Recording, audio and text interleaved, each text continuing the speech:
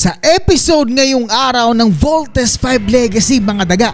Grabe sobrang intense na ng scene ngayong araw mga daga At dito nga meron tayong mga pointers na itinala at ito yung mga i-review natin mga daga. So umpisahan natin dito sa pinakauna mainit-init pa. Dito nga mga daga sa pinaka first scene doon sa first scene makikita natin itong pag-disengage ni Jamie mga daga.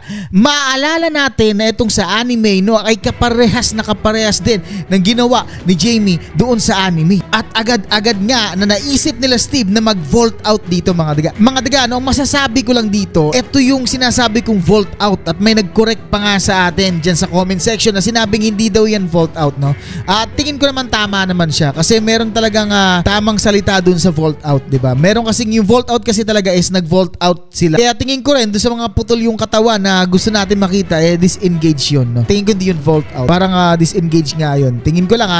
Kasi kung vault out lahat sila diba? Parang ganun yung nasa isip ko mga daga Pero tama na yun. Alisin na natin iniisip natin doon. Mapunta naman tayo dito sa ginawa nga ni Jamie. Pagkatapos sa pagpipiw-piwin ni Jamie itong himpilan ni Prinsipe Zardos yung nakikita natin parang tore agad-agad naman niyang nilabas yung drill. Ito yung hinihintay ko mga daga. Kasi nga si Jamie lang ang meron nito. Diba itong drill na to at napakaganda talaga ng ginawa ni Jamie dito mga daga Dito nga ay hinukay niya yung lupa kasi nga naglagay ng shield itong si Zardos itong si Joffrey dito para hindi makapasok itong Voltes 5. Ngunit hindi alam ni Joffrey na ito nga si Jamie, yung sasakyan ni Jamie, yung Voltlander merong drill, diba? Kaya ang ganda, kung dito nakikita niyo yung picture napakaganda, ang galing, diba? Wala akong masabi doon mga daga. Sobrang ganda talaga ng pinakita ngayon ng Voltes 5 Legacy. Lalo na dito sa first scene pa lang, talagang umaatikabo na, diba? Kayo, anong masasabi niyo sa first scene ng Voltes 5 Legacy? I-comment niyo yan sa baba mga daga.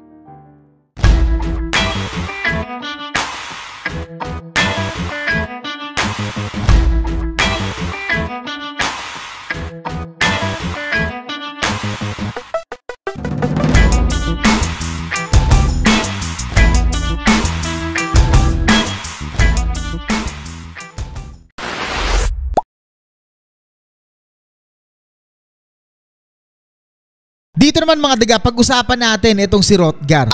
Dito mga daga, makikita natin na itong si Hrothgar talaga napakatalino.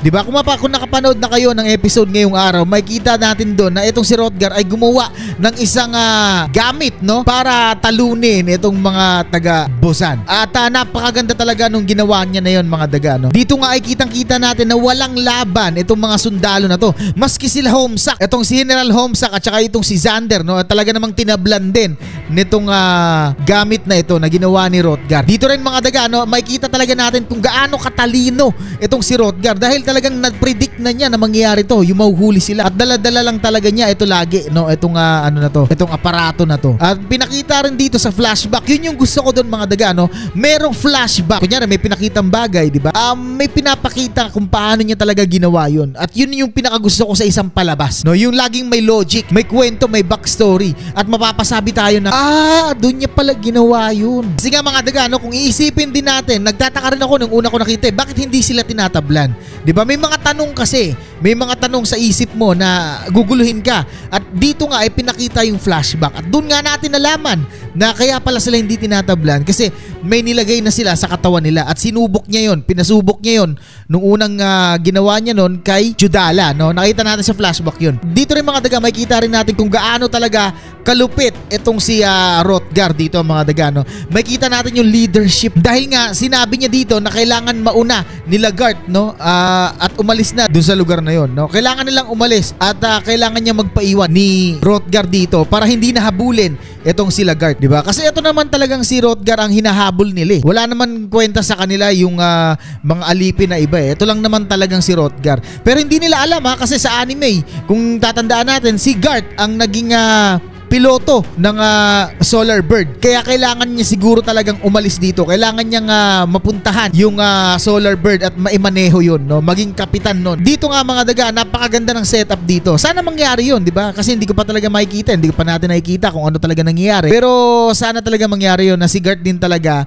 yung magmaneho nitong Solar Bird. Tingnan natin yan. Dito nga mga daga, makikita rin natin na itong katapangan talaga ni Hrothgar dito bilang isang leader. Talaga makikita mo yung pagka-leader ni Hrothgar eh. Yun lang talaga masasabi ko patungkol kay Hrothgar dito mga daga. Kaya ano masasabi niyo patungkol kay Hrothgar? Comment niyo sa baba. Dito naman daga, mapunta naman tayo dito kay Ava. Dito na nga natin nakikita mga daga na eto na siguro, no, yung dead end ni Ava. Hindi na nga siguro yung tanong dito, hindi na nga siguro yung salita na dapat gamitin. Dahil ito na nga talaga ang dead end para dito kay Ava. Dahil hinuli na siya ng mga sundalo dito ng CBF. Pero nakita din natin mga daga na napatumba ito ni Ava. Ibig sabihin mga daga, talagang magaling din talaga itong si Ava at talagang skilled, no? Kung papansinin naman din natin itong kwento ni Ava mga daga, kahit na wala naman talaga siyang koneksyon dun sa kwento ng Voltes 5 Legacy, di ba? Kahit sa Voltes 5 na anime, wala naman talagang Ava doon. Pero dito, makikita natin na hinihiwalay talaga ng Voltes 5 Legacy yung kwento ni Ava dito sa Voltes 5. Kumbaga pandugtong na lang talaga, di ba? Nakikita nyo nililipat-lipat yung scene, diba? So ibig sabihin nun, kahit tanggalin itong scene ni Ava, dahil may sarili siyang scene, hindi talaga siya magko-connect. So sana nga sa ibang bansa alisin na lang tong mga ganitong kwento kasi wala naman pampahaba lang talaga para pag napanood ng mga taga-ibang bansa mga daga matuwa sila dahil puro bakbakan yung mapapanood nila. Pero dito sa atin, syempre alam niyo naman na kailangan talagang i-market itong Voltes 5 Legacy dito sa Pilipinas. Talagang gusto nilang pahabain para kahit paano mahaba pa yung exposure at mahaba pa yung mga commercial na pwedeng ilagay dito. So yun lang naman, no? Hindi naman ako napangitan sa kwento ni Ava ngayong araw. Maganda naman talaga yung pagkapasok at ang ganda ng laban nila di Dr. Hook dito. Pero dito na nga, alam na natin na ito na ang dead end, no? Wala nang no choice itong si Ava kundi sumuko. Ang tanong, susuko kaya si Ava o makakita tayo ng Ava na nakahiga sa lupa? I-comment nyo sa baba kung ano masasabi nyo rin dyan. Papunta naman tayo kay Zardos, no, mga daga, no? Dito naman kay Zardos, mga daga, dito nalulungkot na ako. At sana nga mangyari yung sinasabi natin 360 degrees na twist nito. No, yung 320, no, 360, 320 degrees na yan. Basta may nagsabi noon, nakalimutan ko na. Dito nga iniwan na siya ng iba niyang mga sundalo dito mga daga. At nakikita ko na wala na rin no choice itong si Zardos.